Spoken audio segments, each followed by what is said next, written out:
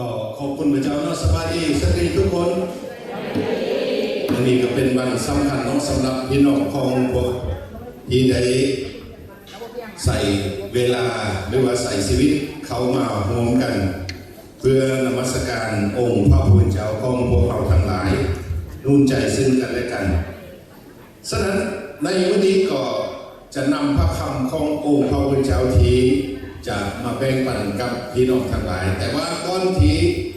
จะอ่านพระคำของพระเจ้าเนาะซึ่งวันนี้พวกเราก็ได้หูจักเป็นวันแม่หญิงสากลหรือว่าวันสตรีสากลเนาะซึ่งประวัติพวกเขาก็รู้แล้วหลายคนเนาะทุกๆปีพวกเขาก็ได้บอกถึงประวัติเป็นอย่างที่มีวันที่8 เดือน 3วันแม่หญิงสากลเกิดขึ้นก็เนื่องจากว่าในสมัยเก่าๆปี1800ปลายเนาะผู้หญิงนี่ก็ถึงบังคับให้เฮ็ดเวียกจนตรงนี้เวลาพักผ่อนเนาะเฮ็ด7 ชั่วโมงเนาะแล้วก็ได้กันสิบอกพักผ่อนก็พักน้อยเดียวแล้วก็เฮ็ดต่อแล้วผู้หญิงก็บ่พอใจก็ประท้วงและเมื่อประท้วงแล้วก็ถือขาเนาะลอยก็คนถือขาตายนั่นบอกเนาะแล้วนอกจากนั้นก็ทุกๆวันที่8 เดือน 3เข้าก่อนพยายามที่จะประท้วงให้ลดเวลาในการเฮ็ดเวียกลงมาจนสุดท้ายซะที่ว่าได้เฮ็ดเวียก8 ชั่วโมงต่อมื้อนี่ก็ย้อนผู้หญิงนั่นแหละเนาะผู้หญิงที่ประท้วงเนาะสุดท้ายก็ประชุมอยู่ที่แดนมาร์กเนาะก็ได้ตกลงกันให้เฮ็ดเวียกมื้อนึง8 ชั่วโมงเท่านั้นฉะนั้นในก็เป็นผลงานของสตรีได้เนาะฉะนั้นในพระคำขององค์พระผู้เป็นเจ้าเช่นเดียวกันสมัยเดิมนี้ประเพณีของพวกยิวนี้เขาจะถือว่าผู้หญิงนี้บ่มีค่าสมัยเดิมเขาถือว่าผู้หญิงนี้บ่มีจิตวิญญาณบอกความขอโทษบางครั้งถือว่าเป็นเหมือนสัตว์เนาะสมัยเดิมฉะนั้นอยู่ในพระคัมภีร์เฮาจริงบ่เห็นพระคัมภีร์นอกจากผู้หญิงที่มีบทบาทผู้หญิงที่สำคัญที่สุดจึงมีเขียนไว้อยู่ในพระคัมภีร์นอกจากนั้นแล้วบ่มีเลยซื้อถือหายไปเลยเนาะจากพระคัมภีร์ถ้าบ่มีชื่อเสียงใดถ้าบ่มีบทบาทที่สำคัญฉะนั้นพระเยซูคริสต์เจ้าเสด็จมาพระองค์ให้ความสำคัญทุกเพศทุกวัยว่าจะเป็นผู้ชายว่าจะเป็นผู้หญิงว่าจะเป็นเด็กน้อยว่าจะเป็นผู้ใหญ่ว่าจะเป็นคนหางมีคนยากจนพระองค์รักเสมอและพระองค์ให้ทุกคนนี้เท่าเทียมกันเพราะว่าพระองค์ได้ไถ่ทุกคนเนาะบอกว่าคนต่างศาสนาว่าจะเป็นยิวว่าจะเป็นชายหรือหญิงว่าจะเป็นเด็กน้อยผู้ใหญ่ว่าจะเป็นอันใดก็ตามพระองค์ให้ทุกคนนี้เสมอภาคกันฉะนั้นพระเยซูคริสต์เจ้ามาได้ยกพวกเขาทางผู้ชายทางผู้หญิงเนาะให้เท่าเทียมกันฉะนั้นวันนี้จะนำพระคำขององค์พระผู้เป็นเจ้าที่จะมาแบ่งปันกับพี่น้องทั้งหลายซึ่งพระคำขององค์พระผู้เป็นเจ้าที่พวกเราจะอ่านเนาะก็เชิญพี่น้องได้เปิดไปอยู่ในพระคำของพระเจ้าเนาะขอเชิญพี่น้องเปิดไปอยู่ในพระธรรมสุภาษิตเนาะบทที่31ข้อที่30สุภาษิตบทที่31ข้อที่30ซึ่งกล่าวดังนี้เสน่ห์เป็นสิ่งที่หลอกลวงและความงามก็สูญเสียไปได้แต่ยิ่งที่ยำเก่งพระเจ้ายาเวห์สมควรได้รับคำส่งเสริญเนาะขอให้พวกเราได้ร่วมใจกันภาวนาที่ฐาน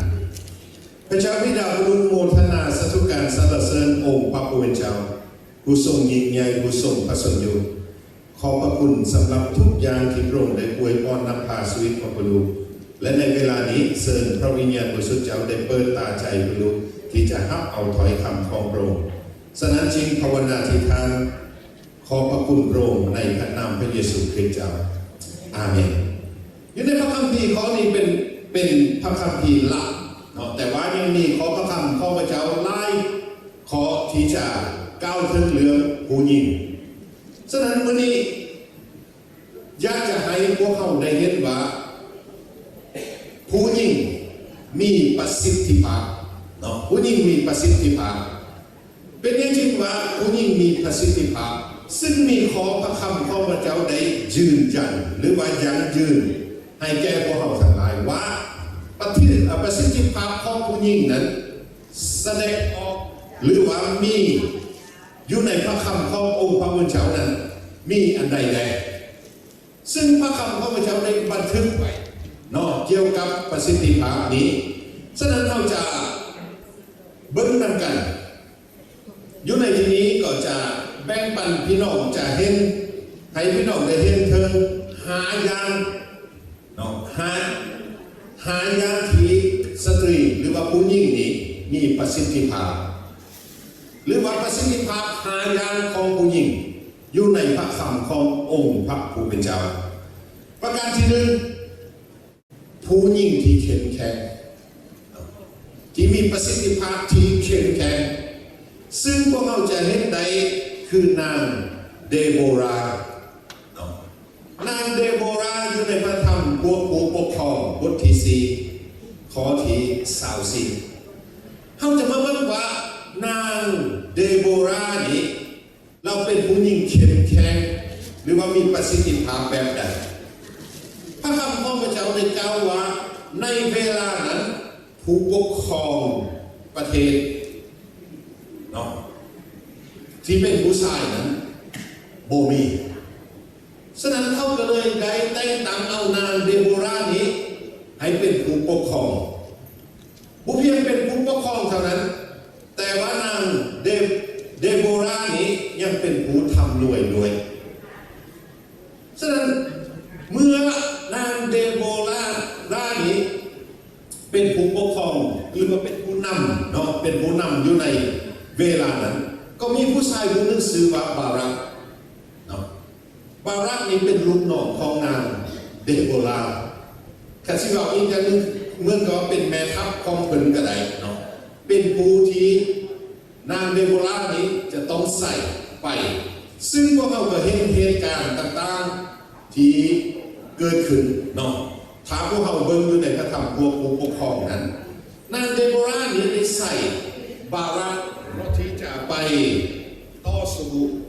หรือว่าไปโจมตีหรือว่าต่อสู้สกัดกันก็ว่าได้กับฝ่ายกงกันข้ามซึ่ง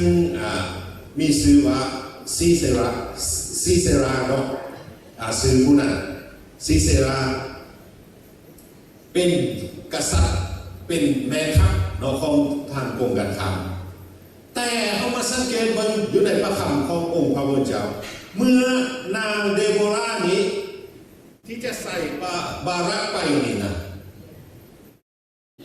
บารักว่าอะไรข้อให้นางเดโบรานี้ไปเหมือนเพิ่นว่าไปนำเพิ่นไปต่อสู้แค่นางเดโบราบ่ไปนี่หมายถึงว่าอาจจะบ่ได้ใส่ชนะเพิ่นมาข้อให้ผู้หญิงนี่ผู้ปกครองนี่ไปนำเพิ่นแต่นางเดโบราบอกว่าขันเข้าไปคนงานมันจะบ่เป็นของเจ้าได้มันคือยักษ์ชัดไม่อันนี้ใส่ไหนบน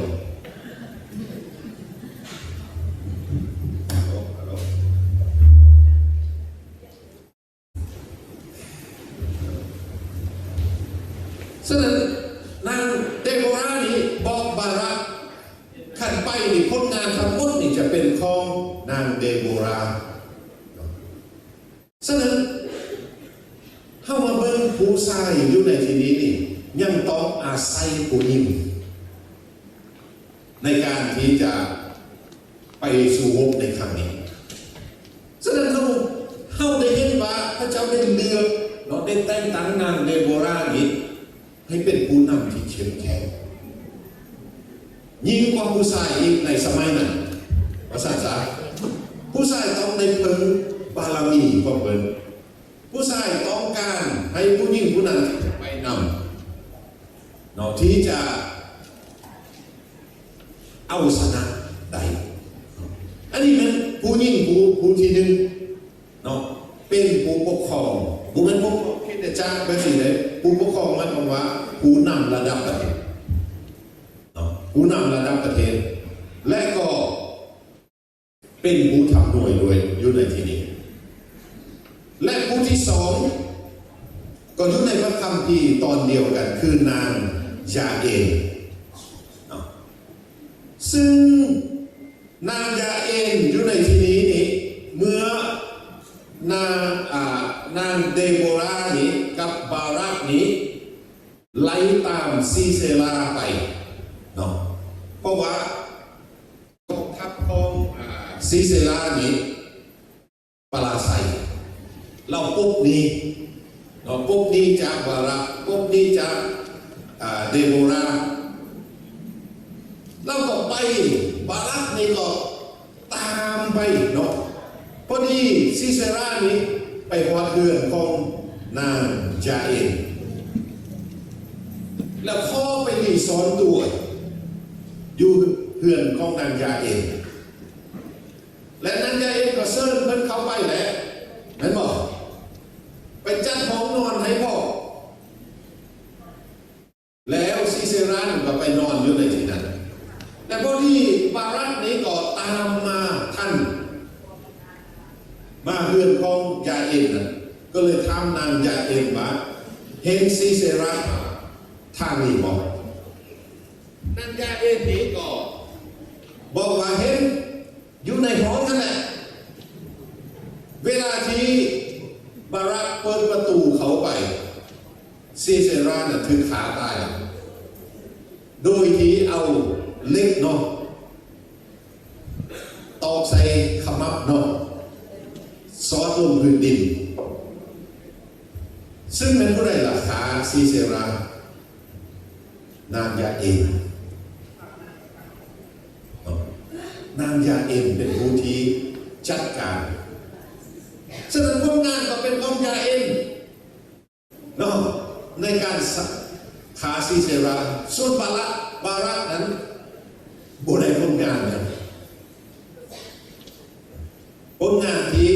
เอาชนะกองทัพของซีเซรานั้นคือนางโดริกาเนาะเดโบราผลงานที่ค้าซีเซรานั้นคือนางยาเอลแสดงว่ามาเบิ่งอยู่ในที่นี้เข้าใจเห็นว่าพระเจ้าใส่ผู้หญิงแม้แต่เรื่องเวียกบานการเมืองพระเจ้าก็ใส่ผู้หญิงได้ในการนำพาประเทศชาติบ้านเมืองในการที่จะเอาชนะศัตรูได้แล้วยิ่งผู้ที่สร้างผู้ที่เข้มแข็งคือนางอาบิกายนางอาบิกายนี้พวกเราจะเบิ่งอยู่ในพระธรรมซามูเอลบทที่25ข้อ 1จนถึงข้อ 42หมดเลยซึ่งเรื่องที่เกิดขึ้นนั้นพวกของนางอาบิกายนี้เนาะได้ดูถูกดูหมิ่นหรือว่าประมาทกษัตริย์ดาวิดเมื่อก่อนนี้กษัตริย์ดาวิดเคยสวยพวกนี้เนาะแต่ว่ามาระยะหนึ่งมีกองทัพฝ่ายตรงกันข้ามนี่ไล่ตอนกษัตริย์ดาวิดมาและจะพานเมืองนึงไปแต่ดาวิดนี้ข้อพานเมืองนั้นเนาะซึ่งพวกของอาบิกายนี้เป็นผู้ปกครองในเวลานั้นเนาะ ษัตริย์ดาวิดนี่ใส่คนไปทางพัวของอาบิกายนี่ไปข้ออนุญาตข้อผ่านเมืองของเปิดข้อเขาไปในเมืองของเปิดและบอกว่าให้บอกว่ามันซื้อดาวิดเด้อเมื่อคนใส่หรือว่าผู้นำข้าวนี่ไปบอกพัวนางอาบิกายพวกเขาเพิ่นเราผู้ปกครองนี่บอกว่าเขาโมโหจักดาวิดแมนผู้ใดเขาโมโหจักเนาะก็เบามินประมาณก็ดูถูกดาวิดคนใส่ของดาวิดหรือว่าทหารของดาวิดนั่นก็ก้าวคืนมาบอกดาวิดว่าเพิ่นได้ดูมินดูแคนได้ประมาณดาวิดอย่างไรฉะนั้นดาวิดก็เลยประกาศเลยว่าเมื่อนี้ต้องแตกแน่นอนเนาะสิทำลายสิประหารชีวิตเนาะทำครอบครัวของเมื่อนางอาบิกายได้ยินเรื่องเหลืองนี่แล้วเราเห็นอะไรเราแต่งเอาเขาจีแต่งเอาอาหารแต่งเอาเครื่องของควันอย่างต่างๆไปรวมหนาไปหาดาวิดและไปข้อโทษข้อภัยกับดาวิดเพื่อบอกให้ดาวิดนี้ได้หาพวกเลยเนาะทำลายเมืองซึ่งเขาจะเห็นบางครั้งผู้ชายสร้างปัญหาเนาะแต่ผู้หญิงสวยแก้ไขปัญหาเนาะแม้ว่าอยู่ในพระคำขององค์พระผู้เป็นเจ้าอยู่ในที่นี้นี่ฉะนั้นเขาจริงเห็นได้ว่าผู้หญิงมีความสำคัญสำหรับบ้านเมืองสำหรับครอบครัวด้วยจริงจะเป่าเตือนครอบครัวเช่นเดียวกันแต่อยู่ในที่นี้พระคำของพระเจ้าให้พวกเราได้เห็นว่าผู้หญิงเข้มแข็งเนาะที่มีประสิทธิภาพเข้มแข็งอยู่ในที่นี้ฉะนั้นสมมติครัวของนางอาบิกายนี้บูมีนางอาบิกายนี่ตายแน่ๆเมืองนั้นล้มสลายแน่ๆแต่ว่าผู้หญิงผู้นี้สามารถแก้ไขสถานการณ์ก็กูก็กูเมืองนั้นคืนเนาะจากสถานการณ์ที่จะเกิดขึ้นฉะนั้นพวกเราจริงเห็นได้ว่าผู้หญิงก็มีส่วนสำคัญเมื่อพระเจ้าต้องการใส่เขาเนาะใส่เขาอันนี้นั่นอันที่หนึ่งเนาะประสิทธิภาพของผู้หญิงคือเข้มแข็งความเข้มแข็งเนาะผู้หญิงที่เข้มแข็งบัดนี้อันที่สองเข้าใจเห็นประสิทธิภาพที่มีอยู่ในผู้หญิงนั้นอันที่สองผู้หญิงที่นมัสการและอธิษฐานเข้ามาบรรลุอยู่บนใดก็ตามอยู่โบสถ์ใดก็ตามคิดจะจักใดก็ตามในทั่วโลกนี่นะผู้หญิงจะไล่กว่าผู้ชายแม่นบ่และผู้ที่เอาจริงเอาจังในการภาวนาอธิษฐานในการนมัสการโบคานี่ผู้หญิงจะไล่กว่าผู้ชายเนาะฉะนั้นพวกเราจะเห็นอยู่ในพระคำขององค์พระผู้เป็นเจ้าเช่นเดียวกันยกตัวอย่างคือนางอานาอยู่ในลูกาบท2ข้อ36ถึง38นางอานาเราแต่งงานได้เยี่ยมจักปี7 ปีและเราเป็นไม้ได้จักปี80เท่าไหร่84 ปีเนาะแต่ว่าเราไม่ได้ออกจากวิหารของพระเจ้าเลยเราควรระบัดทับใส่องค์พระผู้เป็นเจ้าอยู่ในวิหารของพระองค์เราเห็นอย่างนี้ภาวนาอธิษฐานทั้งเว้นทั้งคืนแม่นบอกและเห็นอย่างนี้ถือศีลอดอาหารเห็นอย่างนี้ประกาศเรื่องของพระผู้ไทยให้แก่คนอื่นๆแม่นบอกอายุเรา100 กว่าปีพี่น้องแต่เรายัง ใจใส่วิหารของพระเจ้านมัสการพระองค์ภาวนาที่ทานกับพระองค์ถือศีลอดอาหารแต่ว่าผู้ชายคนหนึ่งอยู่ในพระคัมภีร์ที่ได้กล่าวเรื่องนี้ว่าเรื่องเรื่องฟาริสัยเนาะเพิ่นก็บอกอยู่เพิ่นมาอะไรข้าน้อยผมเหมือนกันคนเก็บภาษีผู้นี้อาทิตย์หนึ่งข้าน้อยถือศีลอด2 เทื่อเพิ่นว่าเนาะข้าน้อยถวาย10%เพิ่นว่าและต่างๆแหละ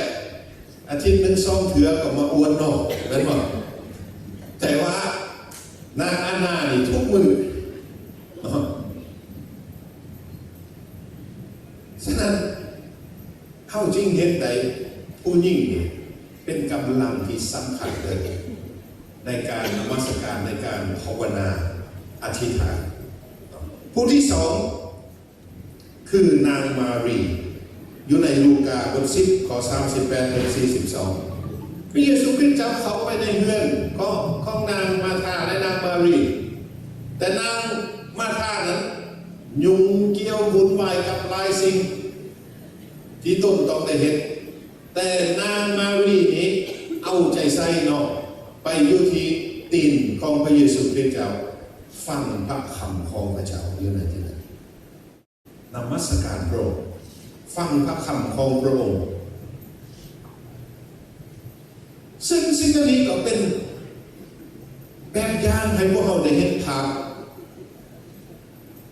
คนที่เอาใจใส่เนาะผู้นี้ที่เอาใจใส่คือนางมารีและเราได้เอาจริงเอาจังในการบูรพนับใส่องค์พระผู้เป็นเจ้านมัสการพระองค์ฟังพระคำขององค์พระผู้เป็นเจ้าปกติแล้วลายขังผู้ยิ่งนี่ยังมีนิสัยเหมือนกับนางมาธาเนาะบางสิ่งก็ดีได้คือเลื่อมใสในการต้อนรับแขกเด็กเนาะต้องจัดเตรียมหลายอย่างแต่บางอย่างพระเยซูคริสต์เจ้าก็บ่พอใจในสิ่งที่กังวลวุ่นวายกับหลายสิ่งเพราะว่าสิ่งเดียวที่จำเป็นนั้นสิ่งจำเป็นนั้นมีแต่สิ่งเดียวเนาะคือนางมารีเลยครับและผู้มีผู้ใดแยกหรือว่าญาติเอาไปจากนางใดนั่นคือการได้มีความสัมพันธ์ที่ดีกับองค์พระเยซูคริสต์เจ้าความสัมพันธ์ที่ดีกับองค์พระเยซูคริสต์เจ้าซึ่งอันนี้เป็นมาหัวใจฉะนั้นทรงยามจะให้ผู้หญิงของเขาได้เลือกว่าเขาสิเอาหัวใจของผู้ใดเข้ามากันหัวใจของมาธาวุ่นวายกับหลายสิ่งแต่เนาะบุญแม้แต่เรื่องเวียนปานการเลื่อนเท่านั้นนะแต่บางครั้งยู่นำกันนี่บอกความขอโทษเด้อสิบอกแจ้งได้อยู่ในที่นี้บอกคนอื่นแน่นอนแต่นางมารีนี้ผู้ใดบอกคนอื่นเรายุ่งเกี่ยวกับเรื่องอื่นๆนั่นน่ะเราจดจ่อใส่ที่พระคำของพระเจ้าฉะนั้นผู้หญิง2 คนนี้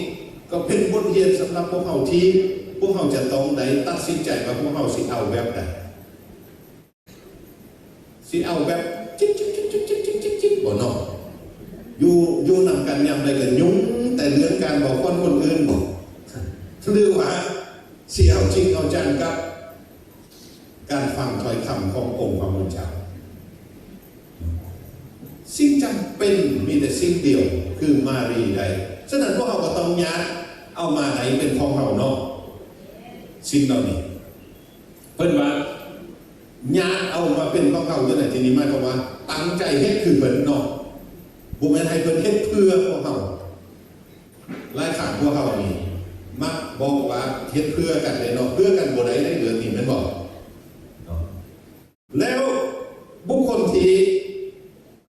3เขาจะเห็นนางฮันนาอยู่ในพระธรรมซามูเอลบทที่1 ข้อที่10 ถึง 16นางฮันนากับครัวของเพิ่นเนาะ ปฏิบัติพระเจ้าอยู่ในวิธานของพระเจ้าทุกมื้อพระคัมภีร์ว่าและก็เวลาที่เพิ่นปฏิบัติทำใส่อยู่ในวิหารขององค์พระผู้เป็นเจ้านั้นเพิ่นภาวนาอธิษฐานซึ่งคำภาวนาอธิษฐานของเพิ่นนั้นพี่น้องก็ฮู้นี่นางฮันนานี่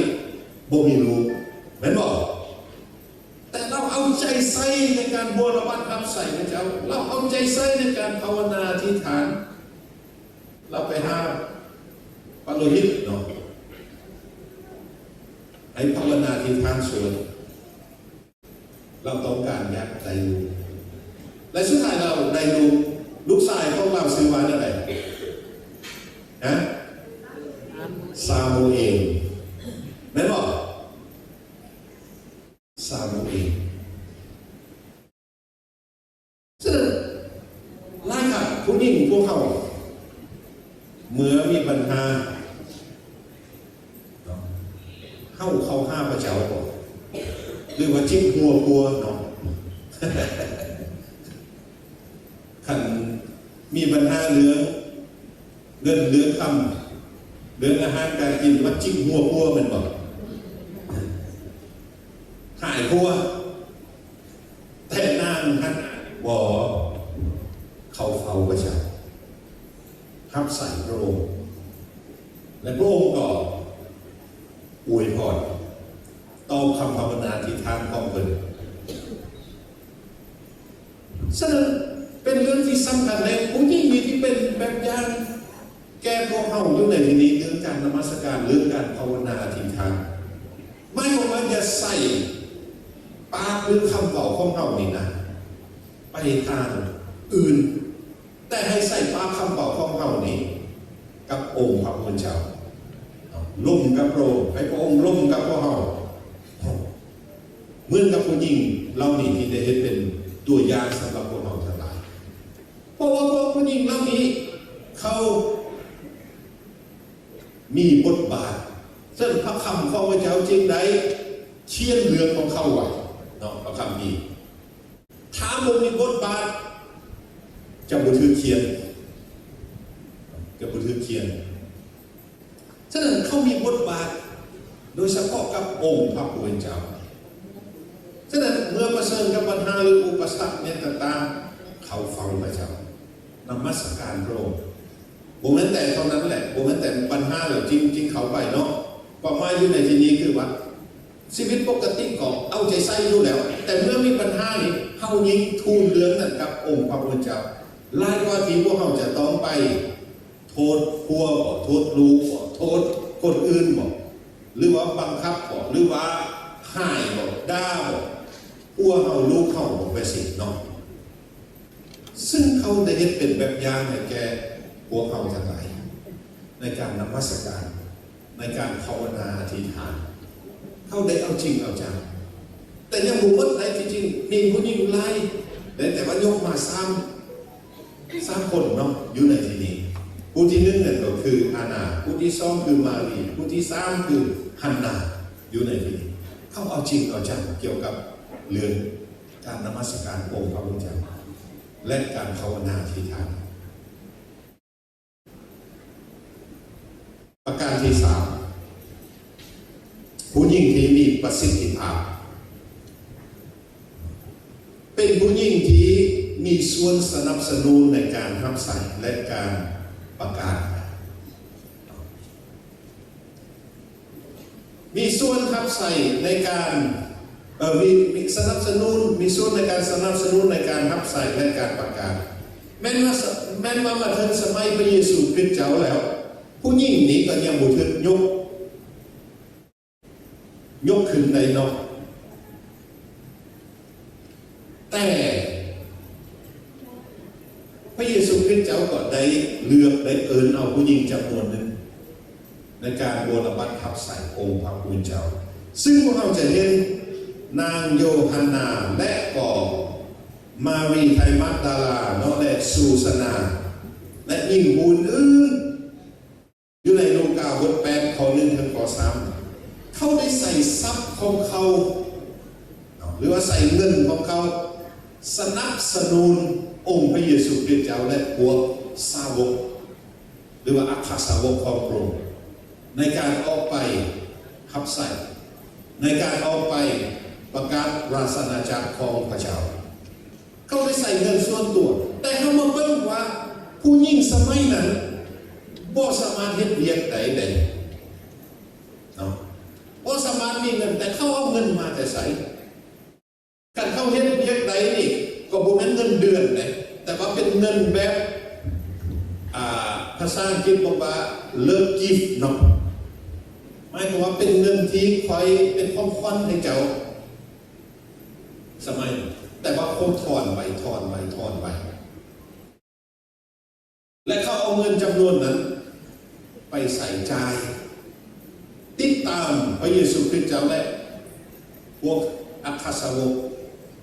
แต่งอยู่ครัวกินใส่เงินซื้ออาหารการกินยังต่างๆให้กับพระเยซูคริสต์เจ้าและพวกสาวกของพระองค์ก็เหมือนกับมีหญิงผู้หนึ่งเนาะตีฮักเนี่ยก่อนอันที่ใส่น้ำหอมนะข้ออันเขายังแก้วน้ำหอมเนาะผู้หญิงผู้นั้นคือกันไหนน้ำหอมที่ราคาแพงเลยพี่น้องมูลค่า300เนาะ300เหรียญเนาะกัน300เหรียญนี่มาเทียบใส่ปัจจุบันนี่ก็โอ้หลายพันดอลลาร์เลยพี่น้องเราสะสมเงินที่เป็นของขวัญไว้เราไปซื้อน้ำหอมมันเพื่ออย่างผู้หญิงซื้อน้ำหอมประเพณีของพวกอยู่เพื่อจะมาพบทรงเจ้าบ่าวเวลาที่แต่งงานเราสละหักคอ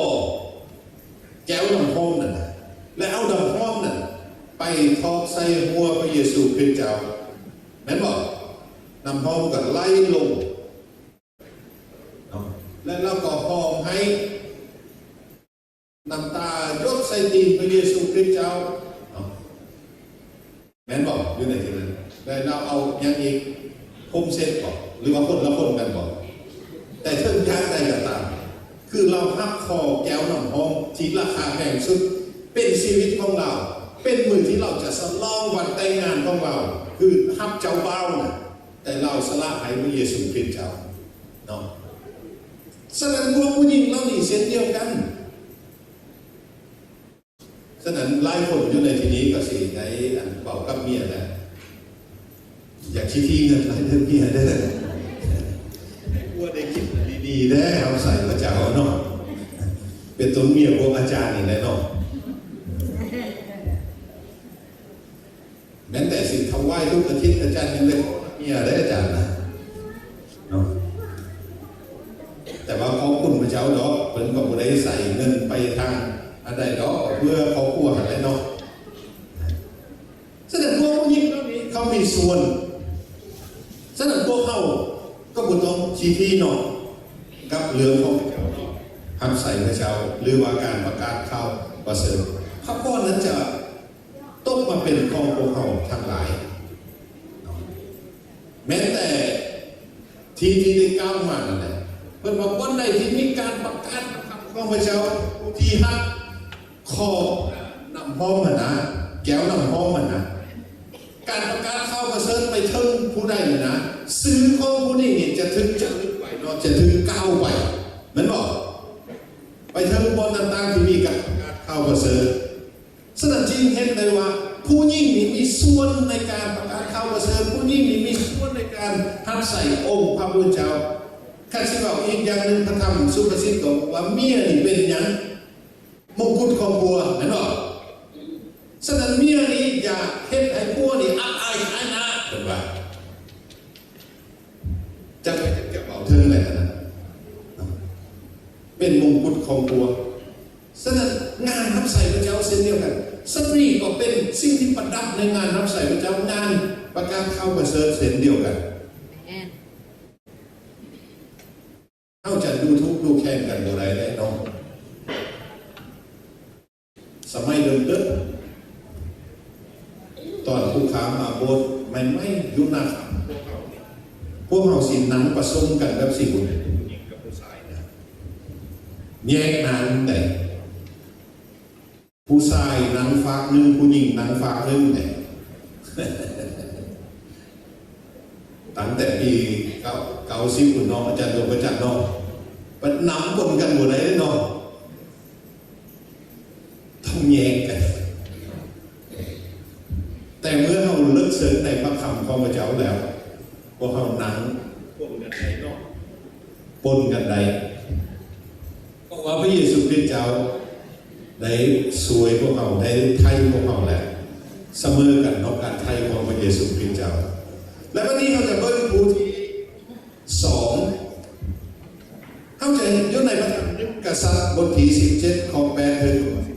16ซึ่งพวกเราได้เห็นในสมัยนั้นพระเจ้าได้ก้าวกับผู้รับใส่พระเจ้าคือเอลียาเนาะจะบอกให้ฝนตกเป็นเวลา3 ปีกับ6 เดือนหรือว่า3 ปีครึ่งเอลียานั้นก็พระเจ้าให้ไปอาศัยอยู่แค่แม่น้ำเกริตดื่มน้ำจากแม่น้ำเกริตนั้นและก็ตกกาเนาะฟุ้งตกกาค้าอาหารมาเลี้ยงมันทางเสาทางแรงเนาะจะน้อยน้ำนั้นแห้งและก็ฟุ้งกาบุกค้าอาหารมาให้กินพระเจ้าก็บอกเหมือนยายไปยึดบ้านนึงเมืองนึงและพระเจ้าใส่ผู้ใดใส่ผู้ใดใส่กษัตริย์บอกแม่ไม้ใส่แม่ไม้มาเลี้ยงแล้วมันก็เดินทางไปพอดีเห็นแม่ไม้นั่นมาเก็บฟืนเพื่อจะไปแต่งกินอาหารคำสุดท้ายเห็นบอกเมื่อกินเขาอาหารคำสุดท้ายแล้วกับลูกชายสินอนก้อนกันตายนั่นแต่เมื่อเอลียาไปพบแล้วเอลียาบอกว่าอะไรให้พวกเจ้าไปแต่งอาหารให้เรากินแล้วพวกเจ้าชิมแต่งอาหารให้พวกเจ้ากินนั่นบอกยิงใบไม้นี่ว่าอะไรข้าน้อยข้อสาบานต่อองค์พระผู้เป็นเจ้าผู้ทรงพระชนโยข้าน้อยมาเอาฟืนนี้จะไปแต่งอาหารขับสุดท้ายและจะรอความตายเป็นว่าเนาะแต่เอลียาวันอะไรจงไปแต่งมาให้เขากินก่อนแล้วแป้งจะบกขาดหมอและก็น้ำมันจะบกขาดถ้วยเนาะหรือว่าให้อยู่ในที่นั้นฉะนั้นสุดท้ายยิงแม่ไม้นี่ก็ไปเห็นตามเอลียาเมื่อเอลียามาให้เอลียากินแล้วพระคัมภีร์ว่าอะไรแป้งก็บกขาดน้ำมันก็บกขาด3 ปีกับ6 เดือนมันบอกและต่อไปโบอึดเลยอาหารการกินเนาะแม่บอกเป็นอย่างแม่ไม้เสียสละอาหารขับสุดท้ายเนาะให้กับผู้รับใส่ได้กินพระพรของพระเจ้าทอเทลงมาเนื้อชีวิตของเขาซึ่งถ้าพวกเราเห็นกับองค์พระผู้เป็นเจ้านี่นะบ่มีคำว่าขาดทุนเนาะแม่นบ่การเห็นกับองค์พระผู้เป็นเจ้าได้บ่มีคำว่าขาดทุนมีแต่ใดกับใดเด้อพี่น้องเด้อและผู้ที่3คือนางลีเดียอยู่ในกิจการบทที่16ข้อ11ถึงบทที่15นางลีเดียก็เป็นผู้หนึ่งที่ยังเก่งพระเจ้าแต่ว่าเราบ่รู้จักกับพระเจ้าดีเนาะยังเก่งพระเจ้าได้พระเจ้าที่ข้าน้อยบ่รู้จักอยู่ในที่นี้เนาะอยู่ที่กรุงอาเธนที่เขาเขียนป้ายใส่ลักษณะนั่นแหละฉะนั้นเมื่อเราได้ยินถ้อยคำของพระเจ้าอาจารย์เปโลกับทีมงานมาลาพระเจ้าก็เลยกระทำการในจิตใจของเราให้เอาใจใส่กับถ้อยคำของพระเจ้านั้นเมื่อพระคำของพระเจ้าเขาไปในหัวใจของเราแล้วทางครอบครัวของเราและเราบัพติศมาหลังจากบัพติศมาแล้วเราก็เปิดบ้านของเราเชิญอาจารย์เปโลและเพื่อนร่วมงานไปพักอยู่ในเรือนของอาจารย์เปโลนี่ก็คือสิปฏิเสธทำยินนี่นะได้แล้วผมไปพวกเขายังสิเดินทางต่อหรือว่าพวกเขายังสิเห็นภารกิจต่อ ถือทำอิฐแล้วก็บ่แล้วเถือที่ซ่องก็บ่แล้วเถือที่ซ่างคือสิไล่เถือเพราะว่านางได้ป้อนข้อพวกเฮาจนพวกเฮาคัดบ่ได้เห็นปะเอามาเบิ่งหัวใจนี่เนาะฉะนั้นสตรีหรือว่าผู้หญิงที่มีหัวใจอย่างนี้เอื้อเฟื้อเพื่อแผ่ในการสำหรับผู้รับใส่พระเจ้างานเข้าพระเจ้าสำหรับข่าวประเสริฐอยู่ในที่นี้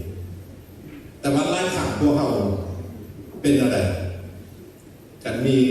พี่น้องมาเยี่ยมยามเขาได้โมงกินเขานี่ขึ้นในใจแล้วเนาะจักสิมาตั้งแต่หัวโมงนี่เนาะแน่นอนบางทีก็บวกจะขึ้นบวกขึ้นแล้วมาเสิร์ฟกินเขาก็หิวเลยแล้วเขาก็กินน้ำเลยเพราะพี่น้องได้หน่อยวัดลงไปแล้วจมต่ำล่ำก็มีได้หน่อยแค่บูแมนกับนางลีเดียนี้เป็นมาจนพวกผู้ทับใส่ดิคัดผู้ใดนะอาจารย์โปโลและทีมงานในคัดผู้ใดเราวอนอย่างนั้นเลยอ้อนวอนอย่างนั้นเลยกันภาษาอังกฤษก็สิว่า please อยู่อันนั้นเนาะนี่ขอให้พักเงินกันหน่อยซีเรียลกันหน่อยสิเปิ้ลแยงเขาก็บูได้ว่าพักจับมืออยู่ในนี้นะที่จริงนี่เราคือสิอยากให้พักโดนหมดเลยโดนเท่าไรก็ได้เราซีเรียลเสื้อผู้หญิงเนาะอยู่ในที่นี้ที่สนับสนุนในการทำใส่และการประกาศอันนี้เป็นประการที่3บัดนี้ประการที่4ผู้หญิงที่รับผิดชอบครอบครัวผู้หญิงที่มีประสิทธิภาพเนาะที่รับผิดชอบครอบครัวอยู่ในที่นี้ครอบครัวนี้ก็มีผัวมีลูกมีพ่อแม่ญาติพี่น้องเนาะบางครอบครัวแม่นบ่อยู่ในที่นั้นฉะนั้นเราจะมาเบิ่งผู้หญิงที่รับผิดชอบครอบครัวอยู่ในพระคำขององค์พระผู้เป็นเจ้าซึ่งพระคำพระเจ้าบอกว่าผู้หญิงผู้นี้ฮักให้เกียรติและสัตย์ซื่อต่อสามีเนาะถ้าเราเบิ่งอยู่ในพระธรรมตีโตเนาะจะอ่านสัตว์อันนี้เพราะว่าก็เป็นสิ่งหนึ่งเนาะที่สำคัญสำหรับผู้หญิงพวกเฮาทั้งหลายแต่พี่น้องอย่าเฝ้าคิดเด้ออย่าเฝ้าคิดต่อต้านพระคำที่อาจารย์อ่านเด้อเรื่องผู้ชายก็มีแต่ว่าบุได้เอาเขียนอยู่นี้อย่าบอกว่ามีแต่เขาให้ผู้หญิงซ่อนแต่ผู้หญิงบูแมนเด้อเพราะว่าผู้หญิงปั่นเพราะผู้หญิงเนาะเรื่องผู้ชายก็มีคือกันฉะนั้นพวกเราจะเบิ่งตีโตเนาะบทที่2ข้อที่4ข้อที่5ซึ่งกล่าวดังนี้เพื่อแอบสอนผัวผู้หญิงนุ่มให้ฮักผัวและลูกของตนให้เป็นคนมีสติอันดีหอบคอบเป็นคนบริสุทธิ์เป็นคนเอาใจใส่ในเวียกบานการเฮือนเป็นคนมีใจเมตตาและเป็นคนนอบน้อมเสือฟังผัวของตนเพื่อพระธรรมของพระเจ้าจะบ่ถึงมินประมาทเป็นไรฮักผัวฮักลูกเป็นว่าอยู่ในที่นี้ได้นอกโดยเฉพาะบอกถึงเรื่องผัวก่อนอยู่ในฮักผัวเนาะที่พระคำของพระเจ้าได้กล่าวอยู่ในที่นี้นี่และก็ฮักลูกนอกจากนั้นเป็นคนที่มีสติอันดีหอบคอบเป็นคนบริสุทธิ์เป็นคนเอาใจใส่เวียบานการเหือนเป็นคนมีใจเมตตาและเป็นคนน้อมน้อมเสือฟังผัวของตนเพื่อพระธรรมนี่นะเป็นว่าขั้นผู้หญิงผู้ใดที่ฮักผัวเนาะอยู่ในที่นี้ฮักลูกหรือว่าดังที่กล่าวมาพระธรรมของพระเจ้าจะบุตรถึงมินประมาณเป็นว่าฉะนั้นดังที่กล่าวมาตนนั่นแหละผู้เมียเป็นมงกุฎของผัวเฮาสิอยู่สมกับฐานะที่เป็นมงกุฎของผัวบ่แม่นบ่ฉะนั้นอย่าให้พระคำของพระเจ้าถึงมินประมาทย้อนชีวิตของพวกเฮาเนี่ย เนาะเป็นผู้หญิงเป็นว่าอยู่ในที่นี้และเอเฟโซเนาะ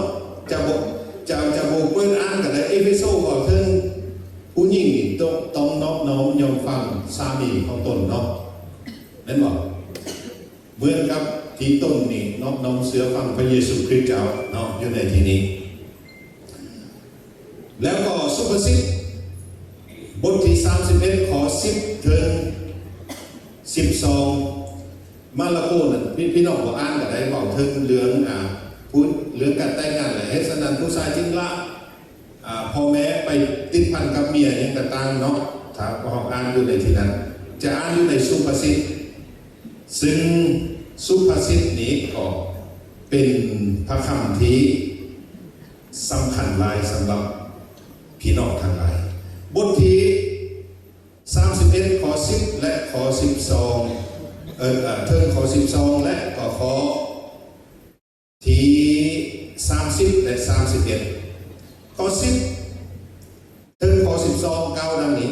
เมียที่นี่นั้นย่อมประเสริฐกว่าเพชรนินจินดา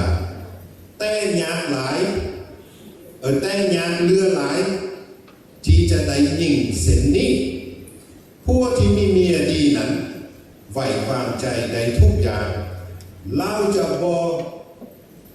ทุกลำบากย่อนนางจักเถือเลยตับใดที่ชีวิตตับใดที่มีชีวิตอยู่นั้นนางเฮ็ดแต่สิ่งที่ดีต่อผัวคือบ่เฮ็ดให้ผัวเสียหายย้อนและข้อที่30-31กล่าวว่าเสน่ห์เป็นสิ่งที่หลอกลวงและความงามก็สูญเสียไปได้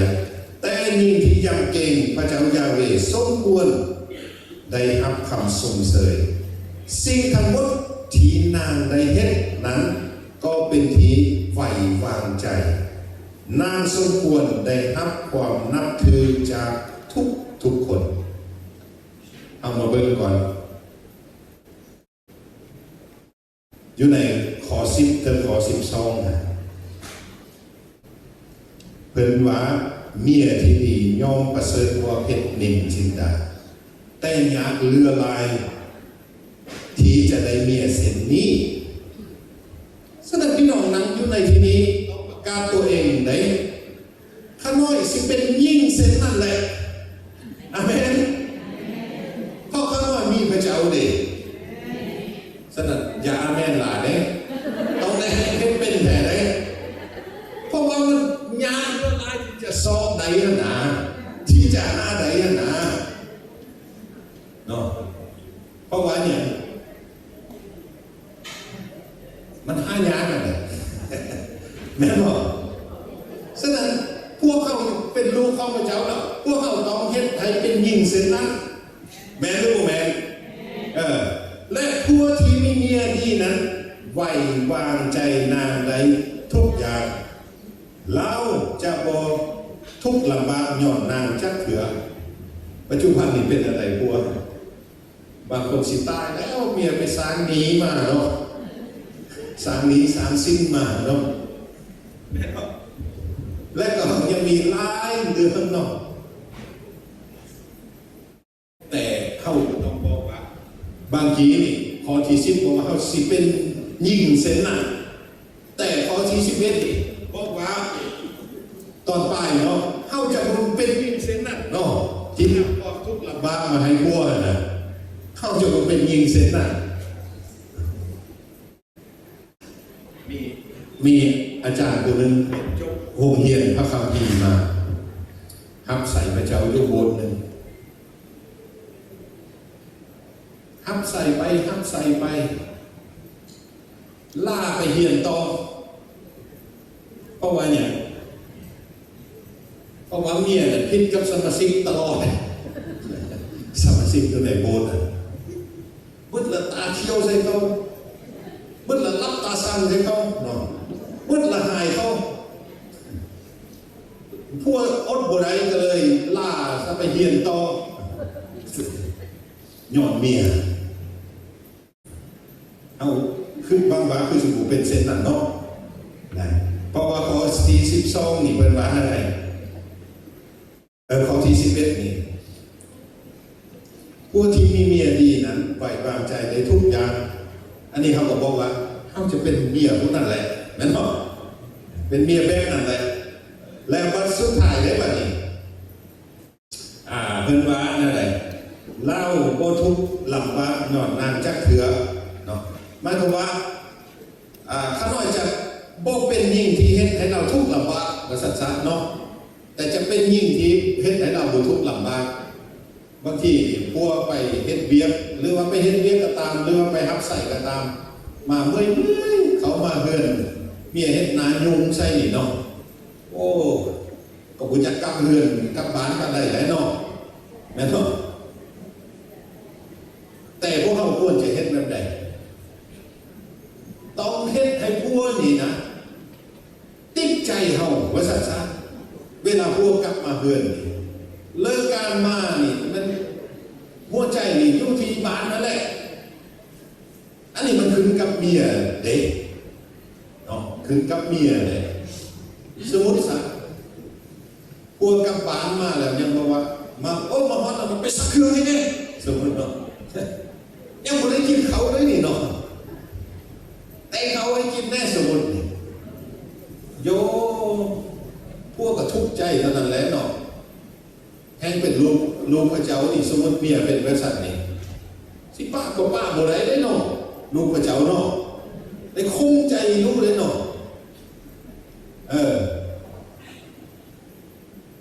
จักหน่อยปัดป้าสิเบาคำนึงเนาะขออนุญาตเด้ออย่าพิจใจพี่น้องเด้อจักหน่อยพวกพระจิวันน้องนางอยู่ในรถแม่มดอยู่ที่บ้านผู้ใดเลยเนาะแม่บอกพี่น้องเคยยินบ่คำว่าหลอกน้องนางอยู่ในรถนี่แม่มดอยู่ที่บ้าน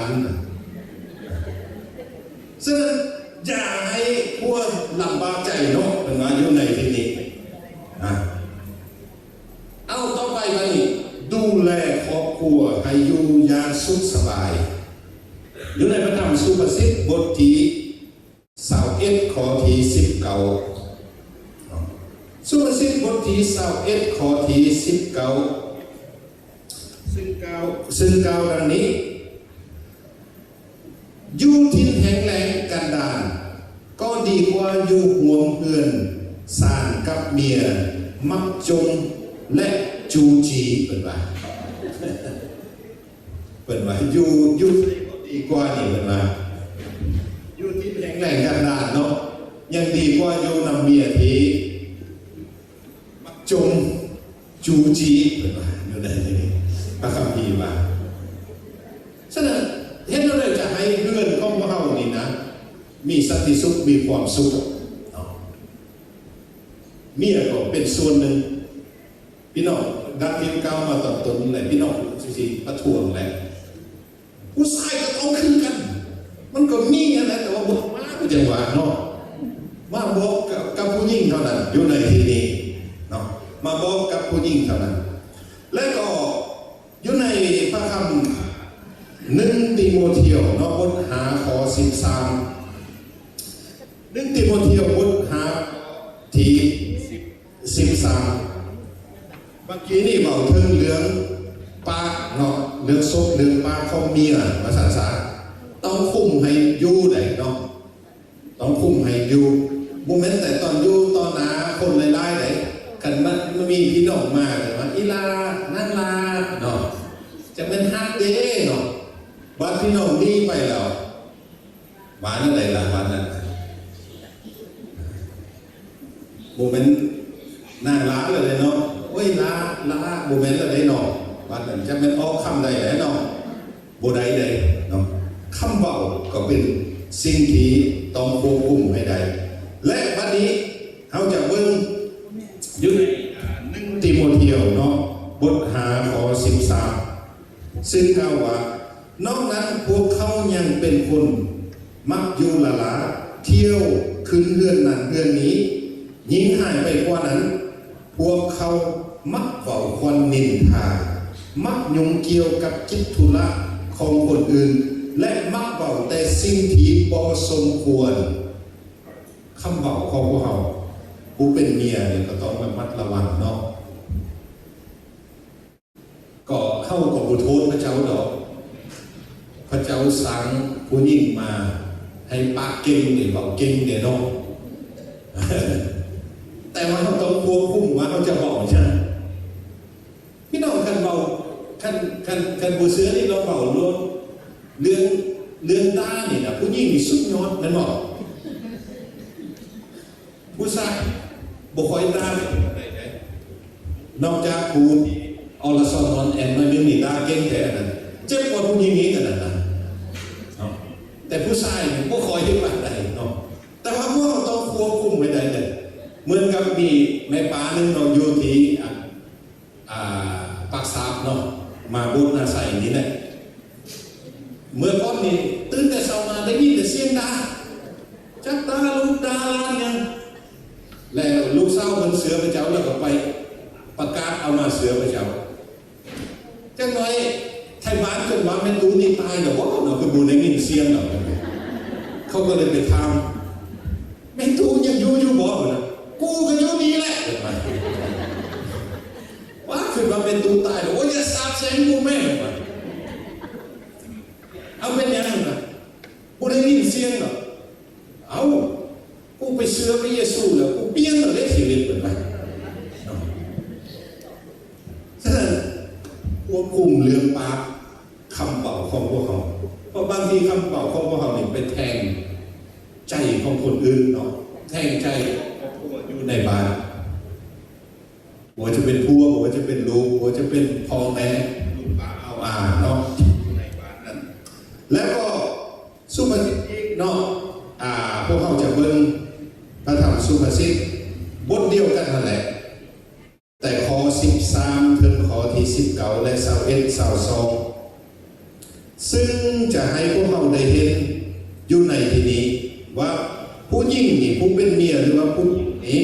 อยู่ในบ้านนี่พวกเราควรจะเป็นอะไรข้อบทที่31ข้อที่13ถึง19ซึ่งก้าวดังนี้นางโซหาคนแก่ผาเนื้อละเอียดเฮ็ดเวียกอยู่บ่ขาดมือนางเปรียบเมือเพื่อกำปั้นของพ่อค้าขี่นำอาหารมาจากแดนไกลนางนอนดึกและตื่นเสาจัดเตรียมอาหารให้ครอบครัวและทำบอกเวียกให้เศร้าใส่นำไปปฏิบัตินางสองทิศดินเห็ดส่วนมากไหมโดยเงินที่นางหามาได้เองนางเป็นหญิงดุมันแข็งแรงและขยันมันเพียรดีนางรู้จักคุณค่าในสิ่งที่ตนเฮ็ดทุกอย่างและเฮ็ดเบียกจนเดึกดื่นนางเข็นฝ่ายและตำผาของนางเองและ21 22กล่าวว่าเมื่อยามหนาวมาฮอดนางบ่ได้กังวลเพราะว่าลูกพัวของตนมีเครื่องนุ่งอันอบอุ่นแล้วนางตำผ้าห่มไว้และนุ่งผ้าไหมสีม่วงเนื้อละเอียดอ่อนดีและข้อที่26และข้อ28กล่าวว่านางเบาจาโดยปัญญาอันสุภาพอ่อนหวานข้อ28พวกลูกๆต่างก็พอใจในตัวนางและผู้เป็นพวก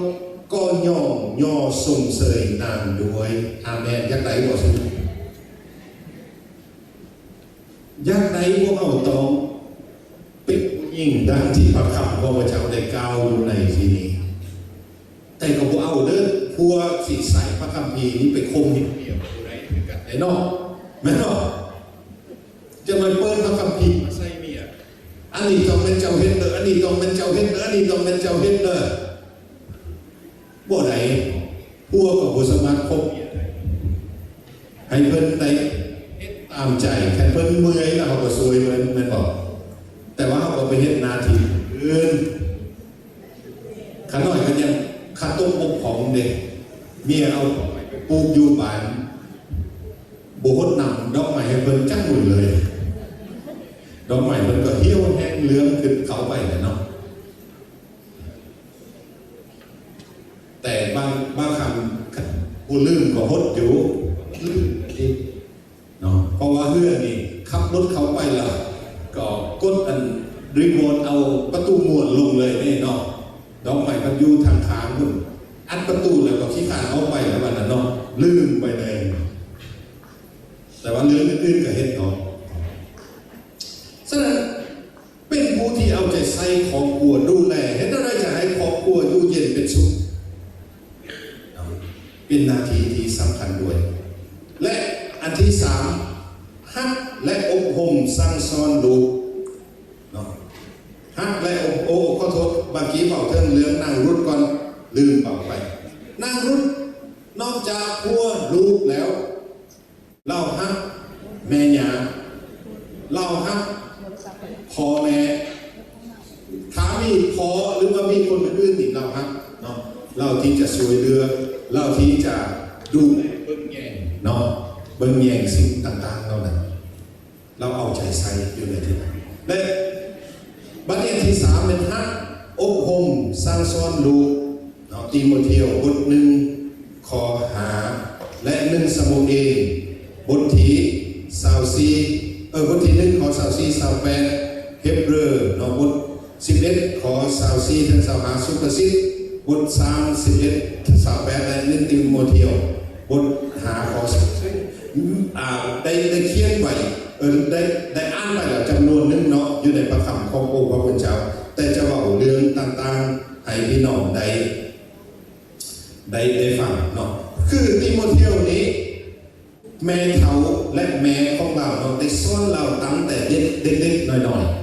ๆฉะนั้นอาจารย์เปาโลก็เลยสั่งติโมเทียวได้เรียนผู้พระคำของพระเจ้าที่เอาของเราแม่ของเราเนาะได้สอนตอนเวลาที่เรายังเด็กๆน้อยๆนะและอยู่ในคัมภีร์เดิมที่ได้เพลงสรรเสริญก็มีเอสายาก็มีให้พวกเราสอนลูกหลานของพวกเราทั้งหลายเขียนพระคำของพระเจ้าใส่มือของเขาเหมือนว่าเอาพระคำของพระเจ้าติดใส่หน้าผากของเขาเอาพระคำของพระเจ้าติดใส่หัวหรือว่าตู้เรือนเพื่อเขาตื่นมาเขาลุกนอนมานั้นเขาที่ได้อ่านเข้าใจเห็นเว็บไซต์อะไรแต่ความหมายคือในที่นั้นเวลาที่พวกเขาอยู่ในเรือนเวลาที่จะนอนเป็นว่าให้เขาได้คำของพระเจ้าเวลาเขาตื่นเขาได้ยินพระคำของพระเจ้าเวลาเขาที่จะออกจากเรือนให้ได้ยินพระคำของพระเจ้าเวลาที่เขามาให้ได้ยินพระคำของพระเจ้าอันนี้เป็นหน้าที่เมียด้วยโมเมนต์แต่พัวเลยเนาะหน้าที่เมียที่จะเห็นโมเมนต์ว่าถ้าหน่อยก็เอาเขียนติดใช่เราได้ประตูหัวนะเนาะถ้าหน่อยเอาไปติดเราได้ใส่ประตูเพื่อนนะแต่ติดซื้อเขาบอกอ่านบอกว่ามีความหมายเนาะคำว่าติดอยู่ในที่นี้คือได้ก้าวมาสักเขาคำขององค์พระผู้เป็นเจ้าซามูเอลเหมือนกันแม่ของเพิ่นนางฮันนาสอนเพิ่นนำเพิ่นไปวิหารขององค์พระผู้เป็นเจ้าเห็นบ่โบขาดนี่บ่สั่นแล้วก็จะเป็นเงื่อนกับลูกชายปาโลหิตเอลีเนาะ2 คนเป็นอะไรโอ้มีพระคำของพระเจ้าโอ้ได้ติดสนิทกับการนมัสการลูกชายของเอลีนะแม้แต่ผู้ชายได้เอลีเนี่ยยังบ่สนใจลูกเนาะเวลาที่ขางัวถวายให้แก่องค์พระผู้เป็นเจ้าคาซัดนั่นแหละเราใส่คนใส่มาป้านเอาสิ่งดีๆเนี่ยเอาไปเงินของเราเนี่ยบอกลูกชายจงแต่กระดูกกับน้ำมันกับเครื่องในไว้ให้ถวายแค่องค์พระผู้เป็นเจ้าเนาะเฮ็ดให้พระเจ้าผู้พ่อพระไทยแม่นบ่พระเจ้าตำนี่เอลีแม่นบ่แต่แม่อยู่ในพระคำของพระเจ้าก็จะตัดสินคือกันหาเข้าโอเอาใจใส่ดูเนาะของพวกเขาเรื่องพระคำขององค์พระผู้เป็นเจ้าฉะนั้นก็จะบอกอ่านมัดเนาะ อยู่ในพระคำอยู่ในที่นี้แต่สำคัญคือเฮ็ดอะไรจะซ่อนลูกซ่อนหลานและมันมีประการสุดท้ายผู้ยิ่งที่มีประสิทธิภาพต่อสังคมเนาะอยู่ในที่นี้ผู้ที่รับผิดชอบต่อสังคมอยู่ในพระคำขององค์พระผู้เป็นเจ้าอยู่ในสุภาษิตได้อ่านไปนั้นบทที่31ข้อที่20นั้นซึ่งพระสุภาษิตบทที่31ข้อที่20ที่พวกเราได้อ่านไปพระคำของพระเจ้าได้กล่าวดังนี้นางมีใจกว้างขวางต่อคนทุกข์จนและคนขัดสนคือมีใจกว้างขวางช่วยเหลือคนทุกข์จนคนที่ขัดสนพระคำของพระเจ้าได้กล่าวอยู่ในที่นี้และข้อที่สองเฮ็ดคุณความดีในกิจการบทที่9ข้อที่36พี่น้องชื่อซื้อผู้หญิงคนนี้บอกที่เราตายเราเสียชีวิตพี่น้องชื่อบอกซื้อนางไงอยู่ในกิจการบท9ข้อที่36นางโดรกาเราตายและเขาก็ไปเซิร์นเอาเปโตรแม่นบอกให้มาอธิษฐานเพื่อเราเจ็บเด็เราตายเด็ดึกเราไปเซิร์นเอาเปโตรเมื่อเปโตรหู้ว่านางนี้ตายลุกขึ้นทันทีไปเพราะว่าเนี่ยนางนี้เรามีหัวใจเอื้อเฟื้อเอื้อแผ่เฮ็ดแต่คุณงามความดีช่วยเหลือคนยากจนช่วยเหลือคนอื่นๆเราเฮ็ดแต่คุณความดีไงฉะนั้นเปโตรไปอธิษฐานเราก็ฟื้นขึ้นแม่นบอกเราช่วยเหลือเด็กกำพร้าเราช่วยเหลือผู้อื่นอยู่ในที่นี้อยู่ในอัน1 ติโมธีบท5ข้อ10ก็เบาเส้นเดียวกันเฮ็ดแต่คุณงามความดี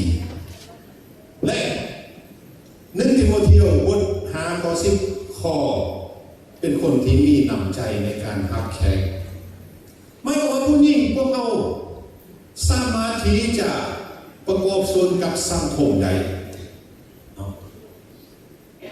ประกอบส่วนกับสังคมบ้านเมืองและก็เป็นสิ่งที่จำเป็นที่พวกเราจะต้องได้เฮ็ดด้วยได้มีส่วนด้วยบอกว่าจะเป็นที่พระคำของพระเจ้าได้กล่าวอยู่ในนี้มีใจกว้างขวางว่าจะเป็นเฮ็ดแต่คุณความดีว่าจะเป็นมีน้ำใจรับแขกอยู่ในที่นี้รวมแล้วก็หมายความว่ามีหัวใจที่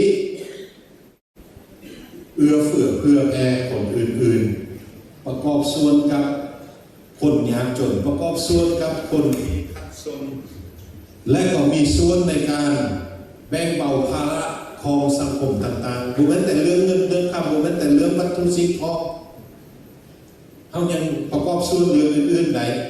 โอ้จะเป็นเรื่องสิ่งแวดล้อมหรือว่าสภาพแวดล้อมอาจารย์เคยเห็นไล่คนเวลาปอกมากใหม่กินหรือว่ากินข้าวนมหรือว่าอย่างต่างๆข้าวนมข้าวปากแหละแต่ว่าเปลือกมันหรือว่าอันเจียห่อมันนี่พิ้วเลยนั่นหรอเต็มพื้นเลย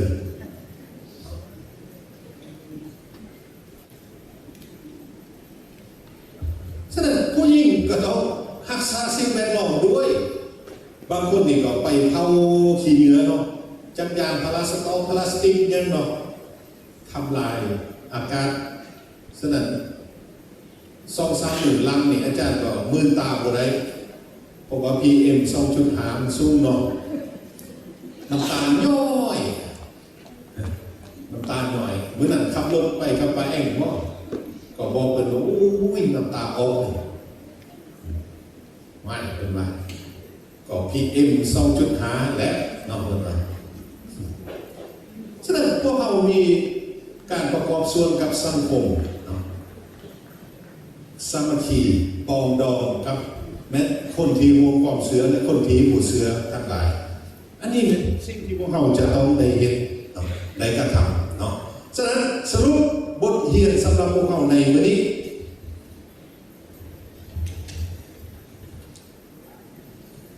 บทเรียนสำหรับพวกเราในวันนี้อันที่หนึ่งในองค์พระผู้เป็นเจ้าผู้ชายและผู้หญิงสำคัญเท่ากันถามพวกเราจะเบิ่งอยู่ในคาลาเตียบท3ข้อที่28จะขออนุญาตอ่านให้พี่น้องที่ได้ก้าวมาตอนต้นนั่นแหละคาลาเตียบท3ข้อที่28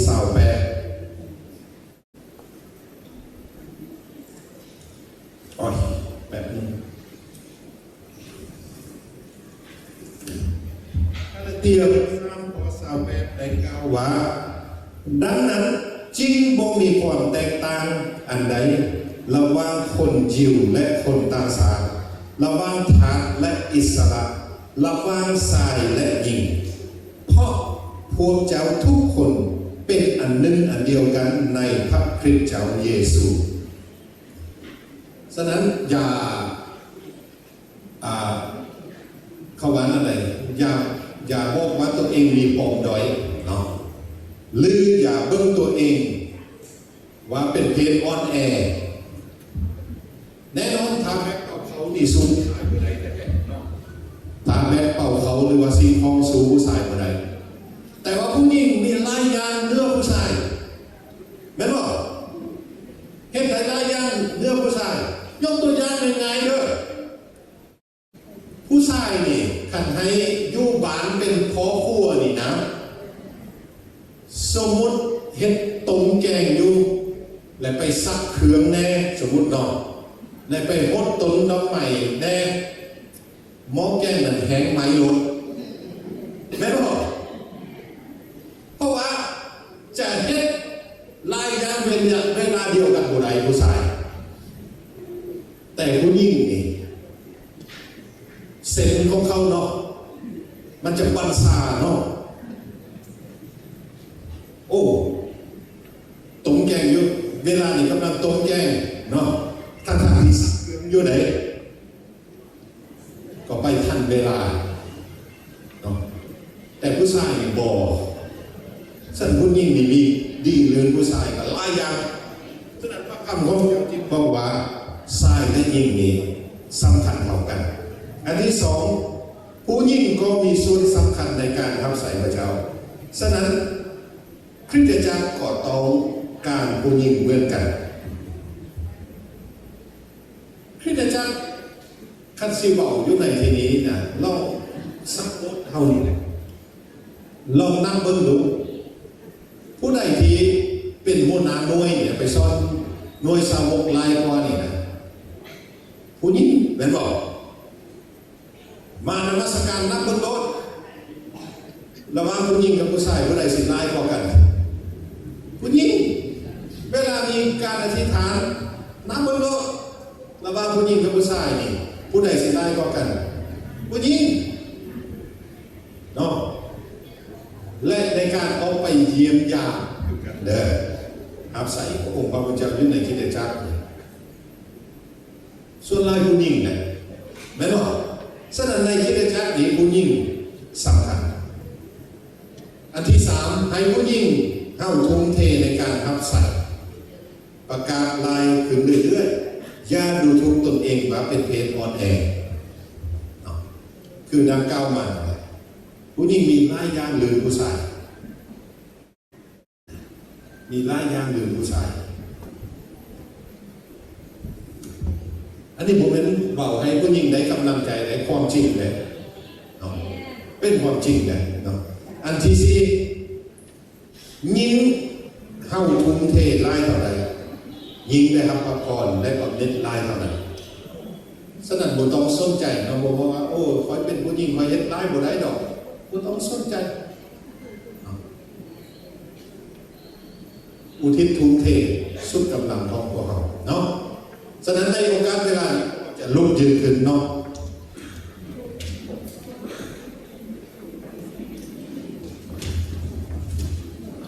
ให้พี่น้องได้เอาพระคำขององค์พระผู้เป็นเจ้านี่มาสำรวจเบิ่งอยู่ในชีวิตของพวกเราหนึ่งเฮาเข้มแข็งหรือเปล่าเฮาสามารถนำพาคนอื่นได้ต่อเนาะอันที่สองเฮามีส่วนในการสนับสนุนเฮามีส่วนหรือว่าเฮาฮักการนมัสการการภาวนาที่ทานเหมือนกับผู้หญิงอยู่ในพระคำของพระเจ้าหรือเปล่าอันที่สามเฮามีส่วนในการสนับสนุนการรับใส่พระเจ้าการประกาศหรือเปล่าอันที่สี่อยู่ในครอบครัวนี่เขาเป็นแบบอย่างที่ดีอยู่ในครอบครัวของพวกเขาแทนหรือเปล่าฮักครัวของเขาฮักลูกฮักพ่อฮักแม่จนพวกก็ย่องส่งเสยเขาลูกก็เสิร์นใจนำเขาแทนหรือเปล่าเหมือนกับสุภาษิตที่ได้กล่าวอะไรขอที่38อะไรเนาะ30บทที่31ข้อ38อะไรอันที่หาแล้วเรื่องสังคมเนี่ยเขาเป็นแบบอย่างให้แกเขาหรือเปล่าเขามีส่วนอยู่ในสังคมกับเขาหรือเปล่าแต่อย่าให้พวกเขา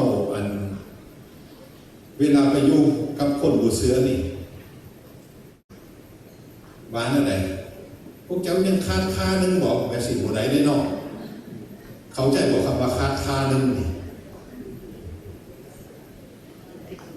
ไปลิ้นไผ่ของเขาเลยเนาะมันจึงเป็นแบบอย่างเลยแต่ให้เขาเป็นประโยชน์สำหรับสังคมเนาะช่วยเหลือสังคมทางด้านศีลธรรมทางด้านวัตถุสิ่งของอย่างต่างๆฉะนั้นในเวลานี้ให้พวกเราในสงบจิตใจของพวกเราสำรวจเบิ่งเนาะอยู่ในหายางที่ได้ก้าวมานี่มีอยู่ในชีวิตของเราฐานยังบ่มีผู้ใดยังเห็นว่าอันใดอันหนึ่งที่ข้าน้อยยังขาดอยู่ข้าน้อยยังให้เกิดขึ้นนั้นให้อธิษฐานกับองค์พระผู้เป็นเจ้าของพวกเราเนาะเขาจะใส่เวลาขอเสริมพี่น้อง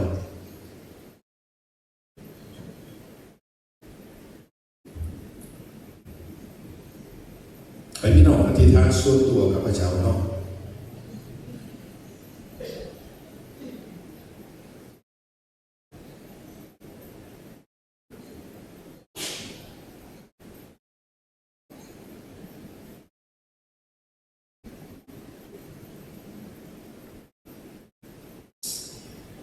พระเจ้าพระบิดาปรุโมทนาสาธุการสรรเสริญองค์พระผู้เป็นเจ้า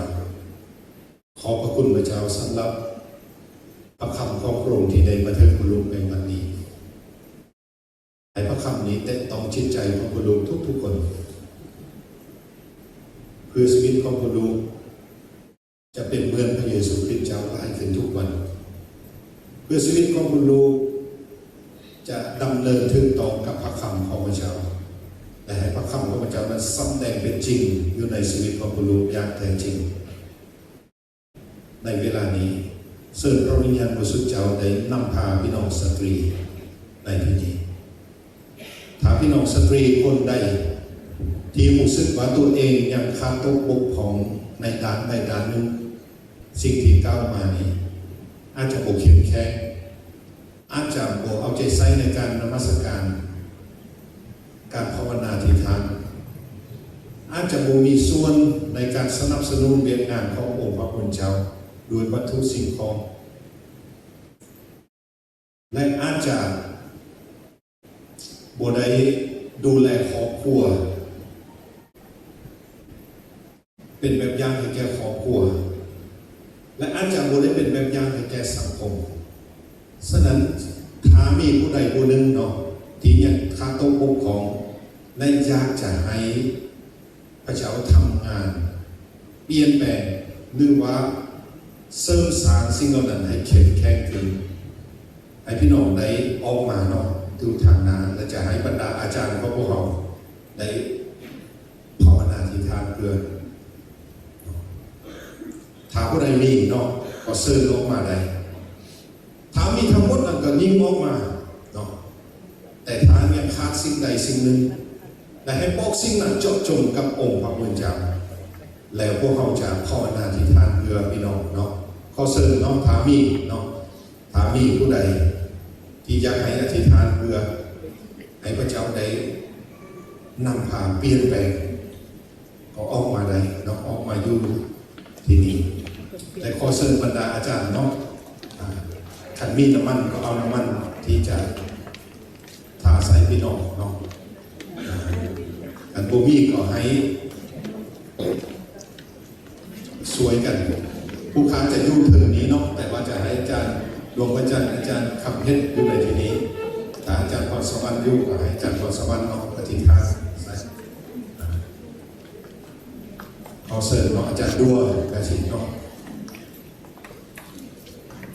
เอาให้พวกเราได้รวมใจกันอธิษฐานให้พี่น้องได้บอกสิ่งที่พี่น้องต้องการกับองค์พระผู้เป็นเจ้าของพวกเราเนาะขอเสริมเนาะขอเสริมบรรดาอาจารย์ของพวกเราเนาะที่จะอธิษฐานวางมือใส่พี่น้องของพวกเราอาจารย์วงเดือนและอาจารย์ด้วยแน่เนาะให้อธิษฐานเพื่อวางมือใส่เลยเนาะโอ้ฮาเลลูยาพวกเราจะภาวนาอธิษฐานรวมกันและห้องเพลงเนาะห้องเพลงไปพร้อมกันเพลงโพสใส่ข้าหน่อยเนาะโพสใส่ข้าหน่อยโอ้พระเจ้าข้าน้อยอยู่นี่เดียวนี้เนาะและให้บรรดาอาจารย์พวกเราได้ไปอธิษฐานเพื่อขอเชิญ